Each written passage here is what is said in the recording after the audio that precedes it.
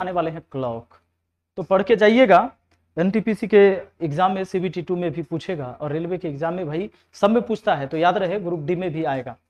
तो पढ़ के जाइएगा क्लॉक। और आज जो हम बताने वाले हैं आपको एकदम आसानी से ऐसे याद हो जाएगा कि आपको दोबारा इसको पढ़ने की जरूरत नहीं होगी। एक बार आपने वीडियो देख लिया, बस देख लिया, बात खत्म। तो सबसे पहले हम क्लॉक यानी घड़ी पर चर्चा करेंगे। दोस्तों आप देख रहे हो दो तरह का मैंने घड़ी लिख दिया है। यहाँ थोड़ा सा नंबर वाला है, डिजिटल वाला, और इधर जो है कांटा वाला, बचपन में हम लोग बोलते थे कांटा वाला घड़ी, तो ये कांटा वाला है। यहां आप देखते हैं कि 12 1 2 3 4 5 ऐसे 12 तक बजा दिए, 12 बज गया। एक बात जानना जरूरी है दोस्तों कि ये घड़ी जो है ना, ये वृत्त ही तो है, ये वृत्त ही है। और वृत्त जो है सो केंद्र पर, ये केंद्र बिंदु पर जो है 360 डिग्री का कोण बनाता है। मतलब कि वृत्त पर जो है, वृत्त में केंद्र पर कितना का कोण बनता है भैया? पूरा 360 डिग्री का कोण बनता है। तो जब ये पूरा 360 डिग्री का कोण होता है दोस्तों, और अगर ये 12 घंटा है, मतलब यहां से लेकर यहां तक 1 घंटा, यहां से लेकर यहां तक 1 घंटा, फिर यहां से यहां तक 1 घंटा, तो क्या हम ये पता कर सकते हैं कि यहां से यहां कितना डिग्री का कोण हुआ?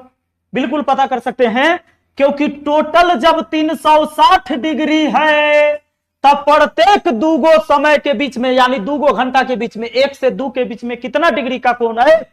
360 डिग्री। तक टोटल अब 12 घंटा है तो 12 से भाग दे दीजिए, 12 3 36 यानी 30 डिग्री, यानी प्रत्येक घंटा में 30 डिग्री का कोण।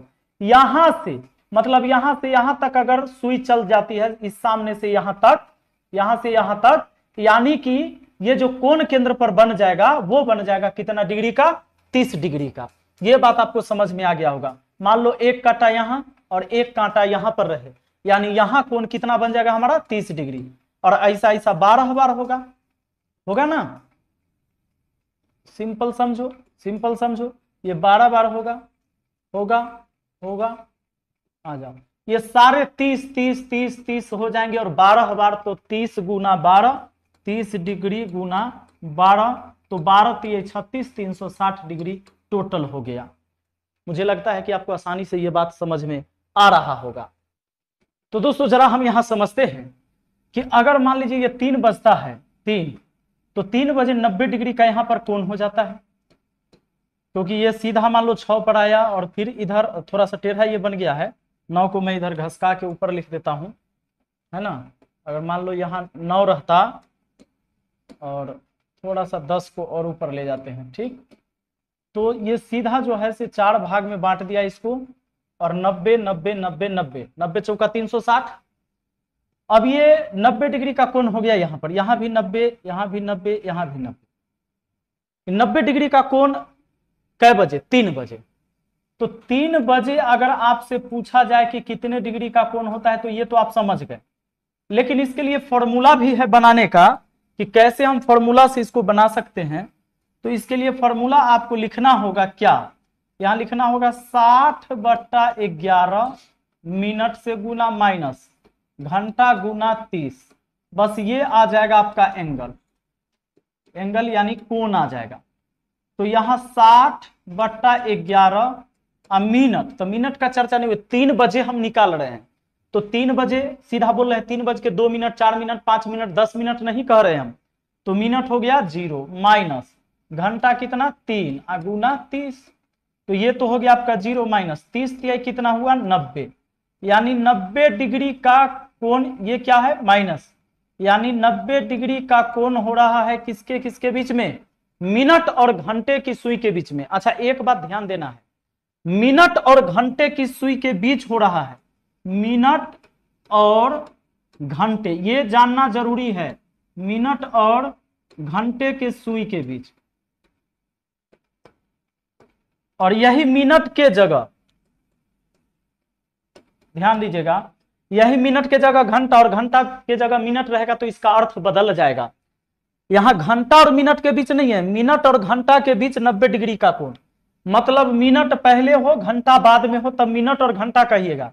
लेकिन अगर आप इसी को कहते कि घंटा और मिनट के सुई के बीच कै डिग्री का कोण बनेगा, तो कोण दोस्तों इधर तो कोण बना ही, कोण इधर से भी तो बन सकता है।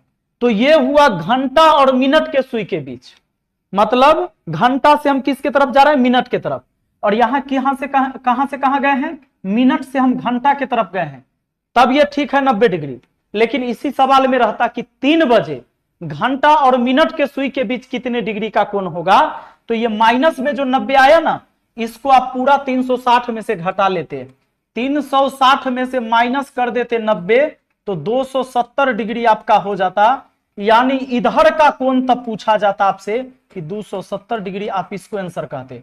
यानी अगर माइनस में आया है तो समझिएगा कि मिनट और घंटा के बीच का कोण है, अब प्लस में आया तो घंटा और मिनट, माने घंटा से हम मिनट के तरफ जाते हैं। तो ये बातें आपको जानना जरूरी है। अगर मान लीजिए कि अगर आपसे यह सवाल दे दिया जाए क्या होगा, तो 9:55 है, आपको सवाल कैसे बनाना होगा, आपको सवाल ऐसे बनाना है, आपको सिंपल सा बात याद रखना है, 60/11 मिनट माइनस घंटा गुना 30, बस एंगल आ जाएगा। तो 60/11 मिनट के जगह इस बार 55 माइनस घंटा, घंटा कितना है, तो 9 घंटा ये हुआ, तो 9 यहां लिखिएगा, 9 गुना 30 करिएगा, ये 9 गुना कितना 30, तो 11 से काट सकते, 11 पचे 55, अब ये 6 पचे 30, यानी ये 300 हुआ माइनस 9 तिया 27, 270 हुआ। 300 में से 270 घटा दीजिए तो कितना आता है, मात्र आता है 30 डिग्री। यानी 30 डिग्री का कोण बनेगा 9:55 पर।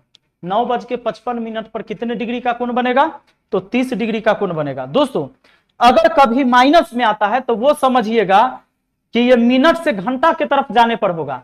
तो जब भी कोई रिजल्ट माइनस में आए तो 360 में से घटा लीजिए, तो वो हो जाएगा कि घंटा और मिनट के बीच का कोण हो जाएगा।